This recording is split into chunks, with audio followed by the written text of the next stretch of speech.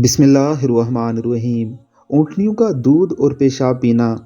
انس رضی اللہ تعالیٰ عنہ کہتے ہیں کہ قبیلہ ارینا کے کچھ لوگ مدینہ آئے۔ انہیں مدینہ کی آب و ہوا راس نہیں آئی تو رسول اللہ صلی اللہ علیہ وآلہ وسلم نے انہیں صدقے کے اونٹوں کے ساتھ چراگاہ کی طرف روانہ کیا اور فرمایا، تم لوگ اونٹنیوں کے دودھ اور پیشاب پیو۔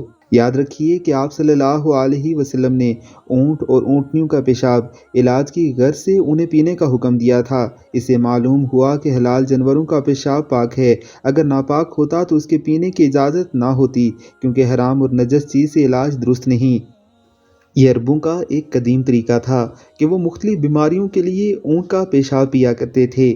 یہ سب بطور طب کیا جاتا تھا، یعنی کوئی بھی شوق سے ایسا نہیں کرتا تھا، بلکہ بیماریوں کے علاج کے طور پر ایسا کیا جاتا تھا۔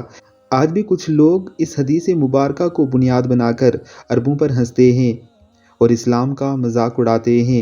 حالانکہ آج بھی میڈیکل سائنس کئی بیماریوں کے علاج کے لیے مختلف جانوروں کے پیشاب اور ان کے نجس اعضاء تک سے دوائیاں بنا رہی ہے۔